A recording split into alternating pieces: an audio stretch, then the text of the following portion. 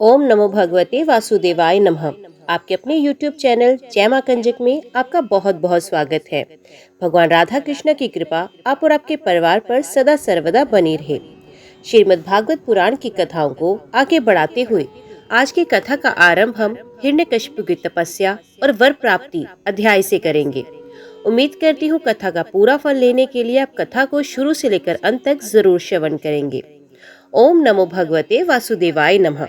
नारद जी ने युधिष्ठिर जी से कहा, युधिष्ठिर, अब हिरण्यकशिपु ने यह विचार किया कि मैं अजय, अमर, अजर और संसार का एक छत्र सम्राट बन जाऊं, जिससे कोई मेरे सामने खड़ा तक न हो सके। इसके लिए वे मंदराचल की एक घाटी में जाकर अत्यंत दारुण तपस्या करने लगा। वह हाथ ऊपर उठाकर आकाश की ओर देखता हुआ वे पैर के अंगूठे के बल पृथ्वी पर खड़ा हो गया। उसकी जटाएं ऐसी चमक रही थी जैसे परले काल के सूर्य की किरणें। जब वे इस प्रकार तपस्या में संलग्न हो गया, तब देवता लोग अपने अपने स्थानों और पदों पर पुण्य प्रतिष्ठित हो गए। बहुत दिनों तक तपस्या करने के बाद उसकी तपस्या की आग धुएं के साथ सर से निकलने लगी। वे चारों ओर फैल गई और ऊपर नीचे तथा अगल बगल के लोगों को जलाने लगी। उसकी लपट से नदी और समुद्र खोलने लगे। द्वीप और पर्वतों के सहित पृथ्वी डगमगाने लगी। ग्रह और तारे टूट टूट कर गिरने लगे तथा दसों दिशाओं में मानो आग लग गई। हिरण्यकशिपु की उस तमोमयी आग की लपटों से स्वर्ग के देवता भी जलने लगे। वे घबराकर स्वर्ग से ब्रह्मलोक में गए और ब्रह्मा जी से प्रार्थना करने लगे, हे देवताओं के भी आराध्य देव जगतपति ब्रह्मा जी, हम लोग हिरण्यकशिपु के तप की ज्वाला से जल रहे हैं। अब हम स्वर्ग में नहीं रह सकते। हे अनंत, हे सर्वाध्यक्ष, यदि आप उचित समझे तो अपनी सेवा करने वाली जनता का नाश होने की पहले ही ये ज्वाला शांत कीजिए। भगवान, आप सब कुछ जानते ही हैं, फिर भी हम अपनी ओर से आपसे ये निवेदन कर देते हैं कि वे किस अभिप्राय से ये घोर तपस्या कर रहा है। सुनिए, उसका विचार है कि जैसे ब्रह्मा जी अपनी तपस्या और योग के प्रभाव से इस चराचर जगत की सृष्टि करके सब लोगों से ऊपर सत्यलोक में विराजते हैं, वैसे ही मैं भी अपनी उग्र तपस्या और योग के प्रभाव से वही पद और स्थान प्राप्त करूं। क्योंकि समय असीम है और आत्मा नित्य। एक जन्म में नहीं अनेक जन्म, एक युग में नहीं ना सही अनेक युगों में अपनी तपस्या की शक्ति से मैं पाप पुण्यादि के नियमों को पलटकर इस संसार में ऐसा उलट फेट कर दूंगा जैसा पहले कभी नहीं था। वैष्णवादी पदों में तो रखा ही क्या है, क्योंकि कल्प के अंत में उन्हें भी काल के गाल में चला जाना पड़ता है। हमने सुना है कि ऐसा हट करके ही वे घोर तपस्या में जुटा हुआ है। आप तीनों लोकों के स्वामी हैं। अब आप जो उचित समझे वही करें। ब्रह्मा जी, आपका ये सर्वश्रेष्ठ परमेष्ठी पद ब्राह्मण एवं गौओं की वृद्धि, कल्याण, विभूति, कुशल और विजय के लिए है।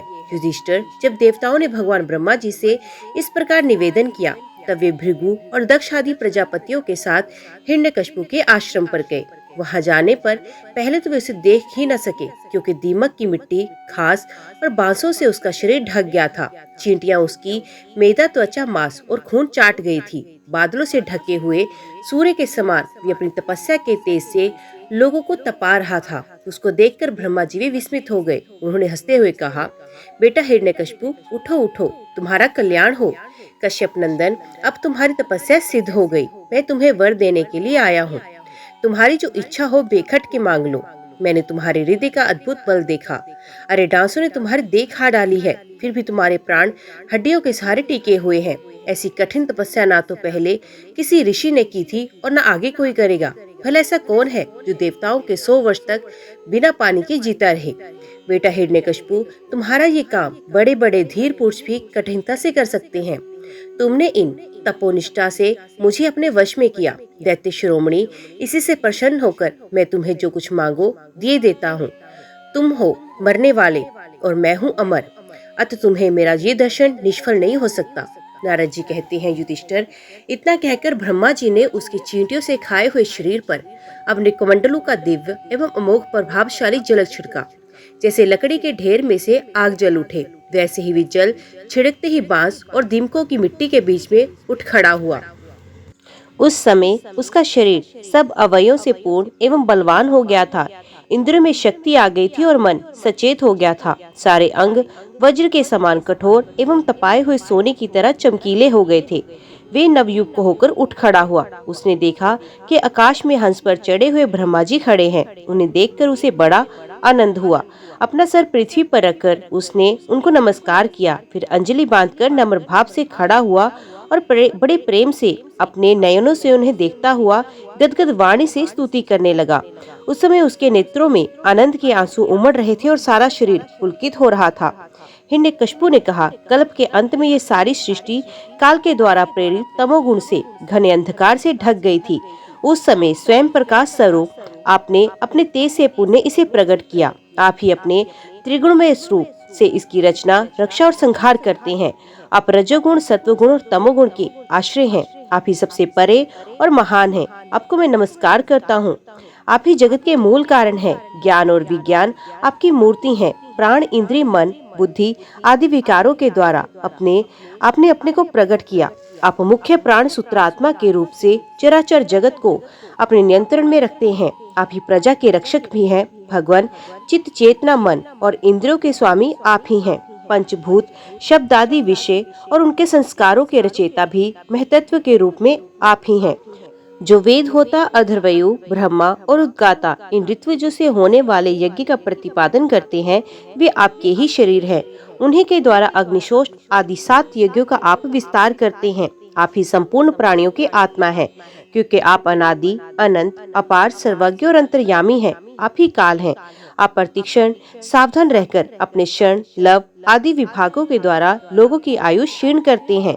फिर भी आप निर्विकार हैं, क्योंकि आप ज्ञान स्वरूप परमेश्वर, अजन्मा, महान और संपूर्ण जीवों के जीवनदाता अंतरात्मा है। प्रभु, कार्य, कारण, कल और अचल ऐसी कोई भी वस्तु नहीं जो आपसे भिन्न हो। समस्त विद्या और कलाएं आपके शरीर हैं। आप त्रिगुण में माया से अतीत स्वयं ब्रह्म है।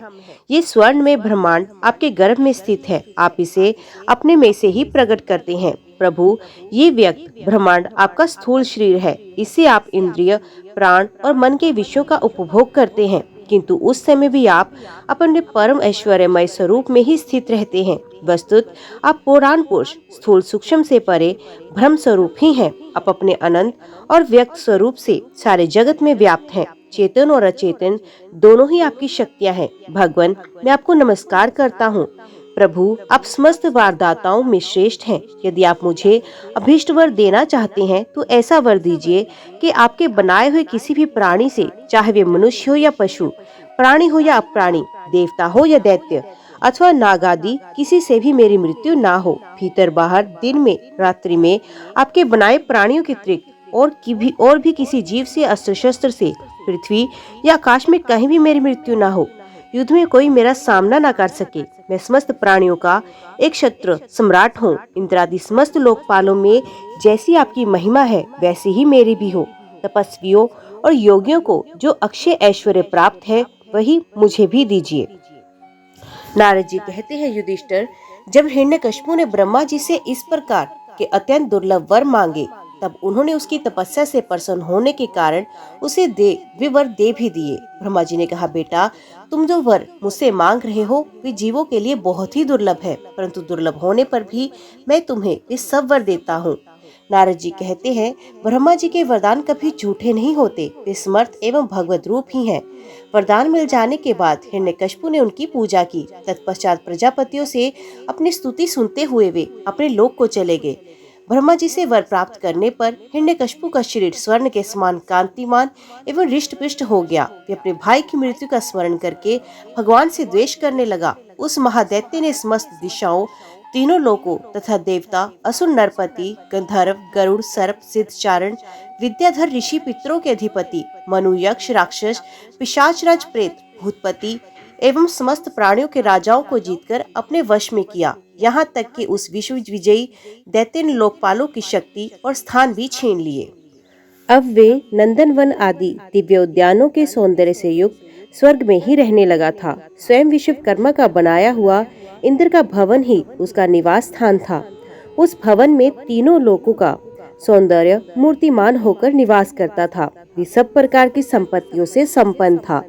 उस महल में मूंगे की सीढ़ियाँ, पन्ने की गचें, स्वर्ण मणि की दीवारें, वैदूर मणि के खंभे और मणि की कुर्सियां थी। रंग बिरंगे चंदोवे तथा दूध के फेन के समान श्याएं, जिन पर मोतियों की झालरें लगी हुई थी, शोभायमान हो रही थी। सर्वांग सुंदरी अप्सराएं अपने नुपुरों से रुंझुन ध्वनि करती हुई रत्न में भूमि पर इधर उधर टहला करती थी और कहीं कहीं उसमें अपना सुंदर मुख देखने लगती थी। उस महेंद्र के महल में महाबली, महामनस्वी हिरण्यकशिपु सब लोगों को जीतकर सबका एक छत्र सम्राट बनकर बड़ी स्वतंत्रता से विहार करने लगा। उसका शासन इतना कठोर था कि उससे भयभीत होकर देव दानव उसके चरणों की वंदना करते थे। युधिष्ठिर वे उत्कट गंध वाली मदिरा पीकर मतवाला रहा करता था। उसकी आंखें लाल लाल और चढ़ी रहती थी। उस समय तपस्या, योग, शारीरिक और मानसिक बल का वे भंडार था। ब्रह्मा, विष्णु और महादेव के सिवा और सभी देवता अपने हाथों में भेंट ले लेकर उसकी सेवा में लगे रहते थे। जब वे अपने पुरुषार्थ से इंद्रासन पर बैठ गया, तब युधिष्ठिर, विश्वावसु, तुम्बरु तथा हम सभी लोग उसके सामने गान करते थे। गंधर्व, सिद्ध, ऋषिगण, विद्याधर और अप्सराएं बार बार उसकी स्तुति करती थी। युधिष्ठिर वे इतना तेजस्वी था कि वर्णाश्रम धर्म का पालन करने वाले पुरुष जो बड़ी बड़ी दक्षिणा वाले यज्ञ करते, उनके यज्ञों की आहुति वे स्वयं छीन लेता। पृथ्वी के सातों द्वीपों में उसका अखंड राज्य था। सभी जगह बिना ही जोते बोए धरती से अन्न पैदा होता। वे जो कुछ चाहता अंतरिक्ष से उसे मिल जाता तथा आकाश से उसे भांति भांति की आश्चर्यजनक वस्तुएं दिखा दिखाकर उसका मनोरंजन करता था। इसी प्रकार खारे पानी, सूरा, घृत, इक्षुरस, दधी, दुग्ध और मीठे पानी के समुद्र भी अपनी पत्नी नदियों के साथ तरंगों के द्वारा उसके पास रत्न राशि पहुंचाया करते थे। पर्वत अपनी घाटियों के रूप में उसके लिए खेलने का स्थान जुटाते और वृक्ष सब ऋतुओं में फलते फूलते।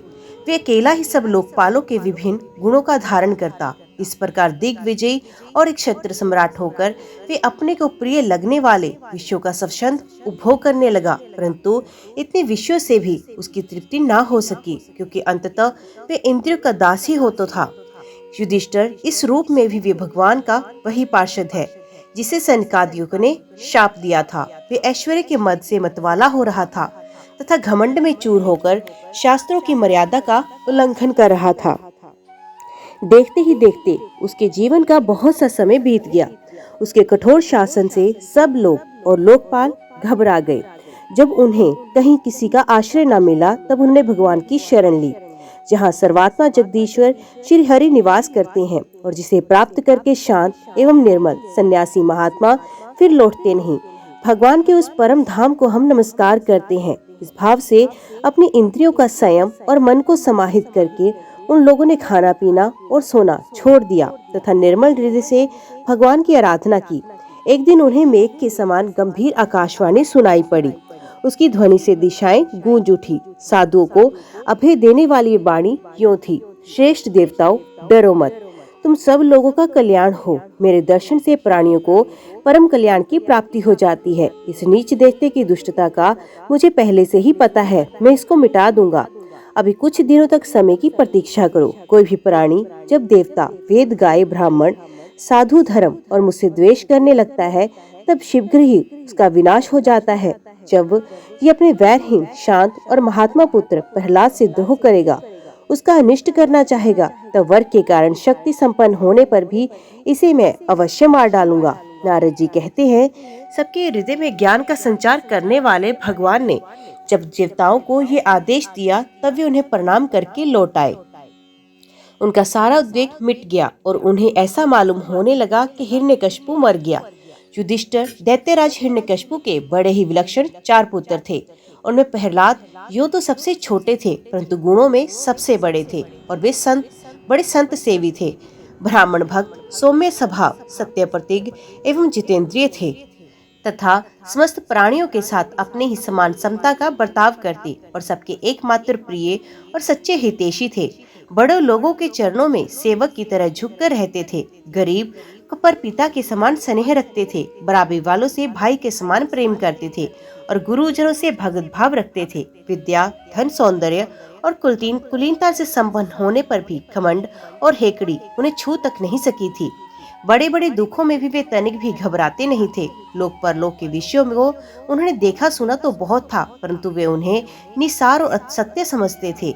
इसलिए उनके मन में किसी भी वस्तु की लालसा नहीं थी। इंद्रिय, प्राण, शरीर और मन उनके वश में थे। उनके चित्त में कभी किसी प्रकार की कामना नहीं उठती थी।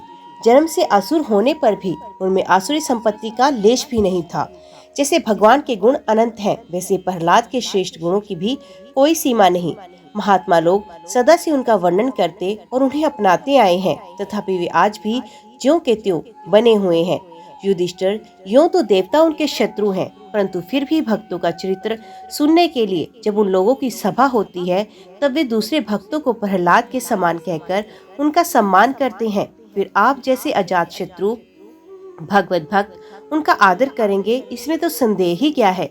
उनकी महिमा का वर्णन करने के लिए अनगिनत गुणों के कहने सुनने की आवश्यकता नहीं। केवल एक ही गुण भगवान श्री कृष्ण के चरणों में स्वाभाविक जन्मजात प्रेम उनकी महिमा को प्रकट करने के लिए पर्याप्त है। युधिष्ठिर, प्रहलाद बचपन पे ही खेल कूद छोड़कर भगवान के ध्यान में जड़वत तन्मय हो जाया करते। भगवान श्री कृष्ण के अनुग्रह रूप ग्रह ने उनके हृदय को इस प्रकार खींच लिया था कि उन्हें जगत की कुछ सुध बुध नहीं रहती। उन्हें ऐसा जान पड़ता कि भगवान मुझे अपनी गोद में लेकर आलिंगन कर रहे हैं, इसलिए उन्हें सोते बैठते, खाते पीते, चलते फिरते और बातचीत करते समय भी इन बातों का ध्यान बिल्कुल नहीं रहता। कभी कभी भगवान मुझे छोड़कर चले गए, इस भावना में उनका हृदय इतना डूब जाता कि वे जोर जोर से रोने लगते। कभी मन ही मन उन्हें अपने सामने पाकर आनंदरोग से ठठाकर हंसने लगते। कभी उनके ध्यान के मधुर आनंद का अनुभव करके जोर से गाने लगते। वे कभी उत्सव हो बेसुरा चिल्ला पड़ते, कभी कभी लोक लज्जा का त्याग कर प्रेम में छककर नाचने भी लगते। कभी कभी उनकी लीला के चिंतन में इतने तल्लीन हो जाते कि उन्हें अपनी याद ही न रहती, उन्हीं का अनुकरण करने लगते। कभी भीतर ही भीतर भगवान का कोमल संस्पर्श अनुभव करके आनंद में मगन हो जाते और चुपचाप शांत होकर बैठ रहते। उस समय उनका रोम रोम पुलकित हो उठता, अधखुले नेत्र अविचल प्रेम और आनंद से आंसुओं से भरे रहते। भगवान श्री कृष्ण के चरण कमलों की ये भक्ति अकिंचन भगवत प्रेमी महात्माओं के संग से ही प्राप्त होती है। इसके द्वारा वे स्वयं तो परमानंद में मगन रहते। जिन बेचारों का मन कुसंग के कारण अत्यंत दीनहीन हो रहा था, उन्हें भी बार बार शांति प्रदान करते। युधिष्ठिर, प्रहलाद भगवान के परम प्रेमी भक्त, परम भाग्यवान और ऊंची कोटि के महात्मा थे। हिरण्यकशिपु ऐसे साधु पुत्र को भी अपराधी बतलाकर उनका निष्ठ करने की चेष्टा करने लगा। युधिष्ठिर ने पूछा, नारद जी, आपका व्रत अखंड है। अब हम आपसे ये जानना चाहते हैं कि हिरण्यकशिपु ने पिता होकर भी ऐसे शुद्ध हृदय महात्मा पुत्र से द्रोह क्यों किया। पिता तो स्वभाव से अपने पुत्रों से प्रेम करते हैं। यदि पुत्र कोई उल्टा काम करता है तो वे उसे शिक्षा देने के लिए डांटते हैं, शत्रु की तरह वैर विरोध तो नहीं करते। फिर प्रहलाद जी जैसे अनुकूल, शुद्ध हृदय एवं गुरुजनों में भगवत भाव करने वाले पुत्र से भला कोई द्वेष कैसे कर सकता है। नारद जी, आप सब कुछ जानते हैं। हमें ये जानकर बड़ा कौतूहल हो रहा है कि पिता ने द्वेष के कारण पुत्र को मार डालना चाहा। आप कृपा करके मेरा ये कौतूहल शांत कीजिए। नारद जी ने कहा, युधिष्ठिर, दैत्यों ने भगवान श्री शुक्राचार्य जी को अपना पुरोहित बनाया था। उनके 2 पुत्र थे, शंड और अमर्क। वे दोनों राजमहल के पास ही रहकर हिरण्यकशिपु के द्वारा भेजे हुए नीति निपुण बालक प्रहलाद को अपने दूसरे पढ़ाने योग्य दैत्य बालकों को राजनीति, अर्थनीति और आदि पढ़ाया करते थे। प्रहलाद गुरु जी का पढ़ाया हुआ पाठ सुन लेते थे और उसे ज्यों का त्यों उन्हें सुना भी दिया करते थे, किंतु वे उसे मन से अच्छा नहीं समझते थे, क्योंकि उस पाठ का मूल आधार था अपने और पराये का झूठा आग्रह। युधिष्ठिर, एक दिन हिरण्यकशिपु ने अपने पुत्र प्रहलाद को बड़े प्रेम से गोद में लेकर पूछा, बेटा बताओ तो सही, तुम्हें कौन सी बात अच्छी लगती है। प्रहलाद जी ने कहा, पिताजी, संसार के प्राणी मैं और मेरे के झूठे आग्रह में पड़कर सदा ही अत्यंत उद्विग्न रहते हैं। ऐसे प्राणियों के लिए मैं यही ठीक समझता हूँ कि अपने अधपतन के मूल कारण घास से ढके हुए अंधेरे कुएं के समान इस घर को छोड़कर वन में चले जाएं और भगवान श्री हरि की शरण ग्रहण करें। नारद जी कहते हैं, प्रहलाद जी के मुंह से शत्रु पक्ष की प्रशंसा की भरी बातें सुनकर हिरण्यकशिपु ठठाकर हंस पड़ा। उसने कहा, दूसरों के बहकाने से बच्चों की बुद्धि यूं ही बिगड़ जाया करती है। जान पड़ता है गुरुजी, एक घर पर विष्णु के पक्षपाती कुछ ब्राह्मण वेश बदल कर रहते हैं। बालक की भली भांति देख रेख की जाए, जिससे अब इसकी बुद्धि बहकने न पाए। जब दैत्यों ने प्रहलाद को गुरुजी के घर पहुंचा दिया, तब पुरोहितों ने उनका बहुत पुचकार कर और फुसलाकर बड़ी वाणी से पूछा, बेटा प्रहलाद, तुम्हारा कल्याण हो, ठीक ठाक बतलाना। देखो, झूठ मत बोलना, ये तुम्हारी बुद्धि उल्टी कैसे होगी? और किसी बालक की बुद्धि तो ऐसी नहीं हुई। कुलनंदन प्रहलाद, बताओ तो बेटा, हम तुम्हारे गुरुजन ये जानना चाहते हैं कि तुम्हारी बुद्धि स्वयं ऐसी हो गई या किसी ने सचमुच तुमको बहका दिया है। प्रहलाद ने कहा, जिन मनुष्यों की बुद्धि मोह से ग्रस्त हो रही है, उन्हीं को भगवान की माया से ये झूठा दुराग्रह होता देखा गया है, और ये अपना और ये पराया, उन मायापति भगवान को मैं नमस्कार करता हूँ। वे भगवान ही जब कृपा करते हैं, तब मनुष्यों की पाश्विक बुद्धि नष्ट होती है। इस पशु बुद्धि के कारण ही तो ये मैं हूँ और ये मुझसे भिन्न है, इस प्रकार का झूठा भेदभाव पैदा होता है। वही परमात्मा ये आत्मा है। अज्ञानी लोग अपने और पराये का भेद करके उसी का वर्णन किया करते हैं।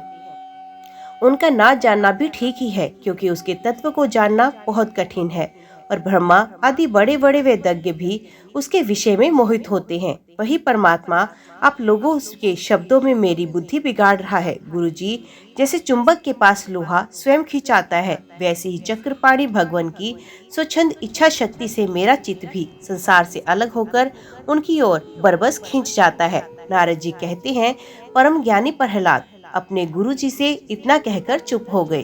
पुरोहित बेचारे राजा के सेवक एवं पराधीन थे और वे डर गए। उन्हें क्रोध से प्रहलाद को झिड़क दिया और कहा, अरे कोई मेरा बेंत तो लाओ, ये हमारी कीर्ति में कलंक लगा रहा है। इस दुर्बुद्धि कुलांगार को ठीक करने के लिए चौथा उपाय दंड ही उपयुक्त होगा। दैत्य वंश के चंदन वन में ये कांटेदार बबूल कहाँ से पैदा हुआ, जो विष्णु इस वन की जड़ काटने में कुल्हाड़े का काम करते हैं? ये नादान बालक उन्हीं की भेंट बन रहा है, सहायक हो रहा है।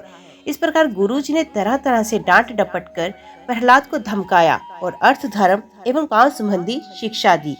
कुछ समय के बाद जब गुरुजी ने देखा कि प्रहलाद ने साम दान दंड भेद के संबंध की सारी बातें जान ली, तब वे उन्हें उनकी माँ के पास ले गए। माता ने बड़े लाड प्यार से उन्हें नहला धुलाकर अच्छी तरह गहने कपड़ों से सजाया। इसके बाद वे उन्हें हिरण्यकशिपु के पास ले गए। प्रहलाद अपने पिता में चरणों में लौट गया। हिरण्यकशिपु ने उन्हें आशीर्वाद दिया और दोनों हाथों से उठाकर बहुत देर तक गले से लगाए रखा। उस समय दैत्यराज का हृदय आनंद से भर रहा था। युधिष्ठिर हिरण्यकशिपु ने प्रसन्न मुख प्रहलाद को अपनी गोद में बैठाकर उनका सर सूंघा। उनके नेत्रों से प्रेम के आंसू गिरकर प्रहलाद के शरीर को भिगोने लगे। उसने अपने पुत्र से पूछा, चिरंजीवी बेटा प्रहलाद, इतने दिनों में तुमने गुरु जी से शिक्षा प्राप्त की, इसमें कोई अच्छी सी बात हमें सुनाओ।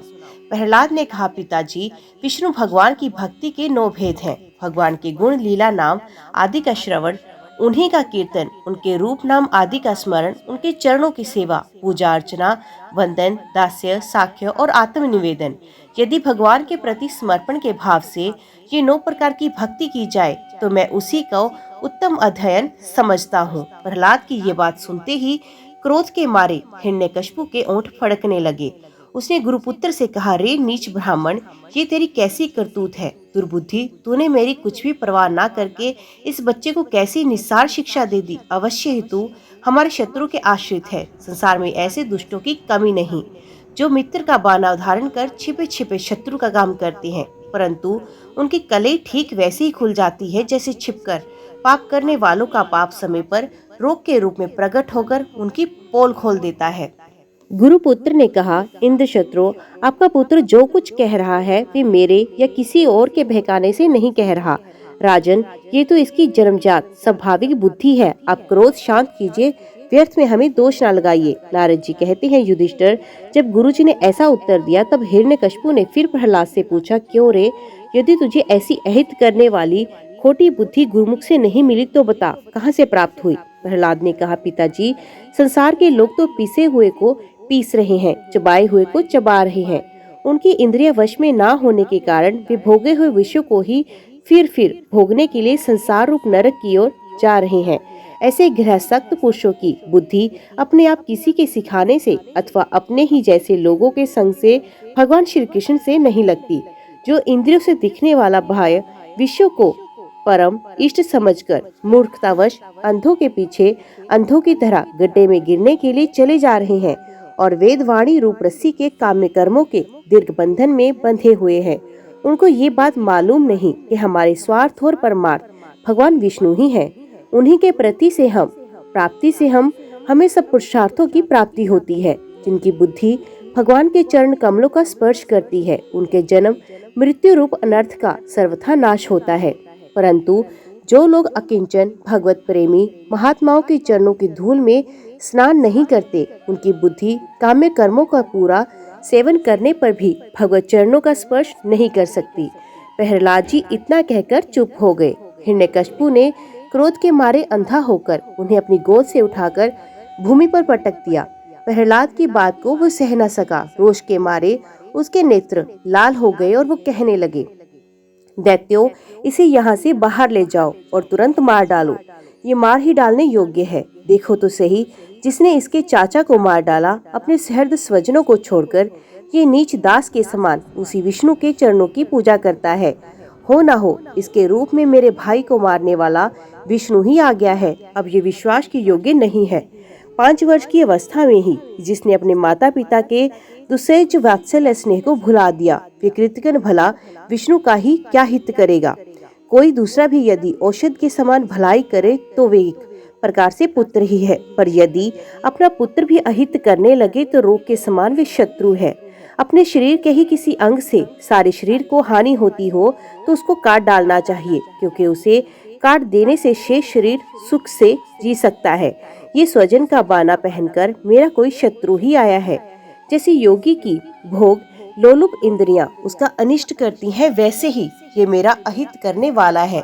इसलिए खाने सोने बैठने आदि के समय किसी भी उपाय से इसे मार डालो। जब हिरण्यकशिपु ने दैत्य को इस प्रकार आज्ञा दी, तब तीखी दाढ़ विकराल वदन लाल लाल दाढ़ी मूछ एवं केशों वाले दैत्य हाथों में त्रिशूल लेकर मारो काटो इस प्रकार बड़े जोर से चिल्लाने लगे। प्रहलाद चुपचाप बैठे हुए थे और दैत्य उनके सभी मर्म स्थानों में शूल से घाव कर रहे थे। उस समय प्रहलाद जी का चित्त उन परमात्मा में लगा था जो मन वाणी के अगोचर सर्वात्मा समस्त शक्तियों के आधार एवं परब्रह्म है। इसलिए उनके सारे प्रहार ठीक वैसे ही निष्फल हो गए जैसे भाग्यहीनों के बड़े बड़े उद्योग धंधे व्यर्थ होते हैं। युधिष्ठिर, जब शूलों की मार से प्रहलाद के शरीर पर कोई असर नहीं हुआ, तब हिरण्यकशिपु को बड़ी शंका हुई। वे अब प्रहलाद को मार डालने के बड़े हठ से भांति भांति के उपाय करने लगा। उसने उन्हें बड़े बड़े मतवाले हाथियों से कुचलवाया, विषधर सांपों से डसवाया, पुरोहितों से कृत्या राक्षसी उत्पन्न कराई, पहाड़ की चोटी से नीचे डलवा दिया, शंभरासुर से अनेकों प्रकार की माया का प्रयोग कराया, अंधेरी कोठरियों में बंद करा दिया, विष पिलाया, खाना बंद किया, बर्फीली जगह दहकती हुई आग और समुद्र में बार बार डलवाया, आंधी में छोड़ दिया गया तथा पर्वतों के नीचे दबवाया गया। परंतु इनमें से किसी भी उपाय से वे अपने पुत्र निष्पाप प्रहलाद का बाल भी बांका ना कर सका। अपनी विवशता देखकर हिरण्यकशिपु को बड़ी चिंता हुई। उसे प्रहलाद को मारने के लिए और कोई उपाय नहीं सूझ पड़ा। वे सोचने लगा, इसे मैंने बहुत कुछ बुरा भला कहा, मार डालने के लिए बहुत उपाय किए, परंतु ये मेरे द्रोह और दुर्व्यवहारों से बिना किसी की सहायता से अपने प्रभाव से ही बचता गया। ये बालक होने पर भी समझदार है और मेरे पास ही निशक भाव से रहता है। हो ना हो इसमें कुछ सामर्थ्य अवश्य है। जैसे शून्यक्षेप अपने पिता की करतूतों से उसका विरोधी हो गया था, वैसे ही ये भी मेरे किए अपकारों को न भूलेगा। ना तो ये किसी से डरता है, ना इसको मृत्यु का डर है। इसकी शक्ति ही था नहीं है। अवश्य ही इसके विरोध से मेरी मृत्यु होगी, संभव है ना भी हो। इस प्रकार सोच विचार करते करते उसका चेहरा कुछ उतर गया। शुक्राचार्य के पुत्र षंड और अमर्क ने जब देखा कि हिरण्यकशिपु को मुंह लटकाकर बैठा है, तब उन्होंने एकांत में जाकर उससे बात कही। स्वामी, आपने अकेले ही तीनों लोगों पर विजय प्राप्त की। आपकी बोहें टेढ़ी करने पर ही लोकपाल कांप उठते हैं। हमारे देखने में तो आपके लिए चिंता की कोई बात नहीं। भला बच्चा के खिलवाड़ में भी भलाई बुराई सोचने की क्या बात। अब जब तक हमारे पिता शुक्राचार्य जी नहीं आ जाते, तब तक ये डरकर कहीं भाग ना जाए, इसलिए उसे वरुण पाशों में बांध रखिए। प्राय ऐसा होता है कि अवस्था की वृद्धि के साथ साथ और गुरुजनों की सेवा से बुद्धि सुधर जाया करती है। हिरण्यकशिपु ने अच्छा ठीक है कहकर गुरुपुत्रों की सलाह मान ली और कहा कि इसे उन धर्मों का उपदेश करना चाहिए जिनका पालन गृहस्थ नरपति किया करते हैं। युधिष्ठिर इसके बाद पुरोहित उन्हें लेकर पाठशाला में गए और क्रमश धर्म, अर्थ, काम इन 3 पुरुषार्थों की शिक्षा देने लगे। प्रहलाद वहाँ अत्यंत नम्र सेवक की भांति रहते थे, परंतु गुरुओं की भी शिक्षा प्रहलाद को अच्छी ना लगी, क्योंकि गुरुजी उन्हें केवल अर्थ, काम और धर्म की ही शिक्षा देते। ये शिक्षा केवल उन लोगों के लिए है जो राग, द्वेष आदि द्वंद्व और विषय भोगों में रस ले रहे हों। एक दिन गुरुजी गृहस्थी के काम से कहीं बाहर चले गए। छुट्टी मिल जाने के कारण समय वयस्क बालकों ने प्रहलाद जी को खेलने के लिए पुकारा। प्रहलाद जी परम ज्ञानी थे। उनका प्रेम देकर उन्होंने उन बालकों को बड़ी ही मधुर वाणी से पुकारकर अपने पास बुलाया। उससे उनके जन्म मरण की गति भी छिपी नहीं रही। उन पर कृपा करके हंसते हुए से उन्हें उपदेश करने लगे। युधिष्ठिर वे सब अभी बालक ही थे, इसलिए राग द्वेष परायण विषय भोगी पुरुषों के उपदेशों से, चेष्टाओं से उनकी बुद्धि अभी दूषित नहीं हुई थी। इसी से और प्रहलाद के प्रति आदर बुद्धि होने से उन सब ने अपनी खेल कूद सामग्रियां को छोड़ दिया तथा प्रहलाद जी के पास जाकर उनके चारों ओर बैठ गए और उनके उपदेश में मन लगाकर बड़े प्रेम से एकटक उनकी ओर देखने लगे। भगवान के परम प्रेमी भक्त प्रहलाद का हृदय उनके प्रति करुणा और मैत्री के भाव से भर गया तथा वे उनसे कहने लगे, ओम नमो भगवते वासुदेवाय नमः। आज की वीडियो में इतना ही। उम्मीद करती हूँ वीडियो आपको पसंद आई होगी। वीडियो पसंद आई हो तो वीडियो को लाइक और चैनल को सब्सक्राइब जरूर कीजिएगा। जय श्री हरि लिखकर कमेंट बॉक्स में अपनी हाजिरी और अपने सुझाव देना ना भूलिएगा। तो मिलते हैं अगले अध्याय के साथ। तब तक के लिए देखते व सुनते रहिए। जय मां कंजक, जय माता दी।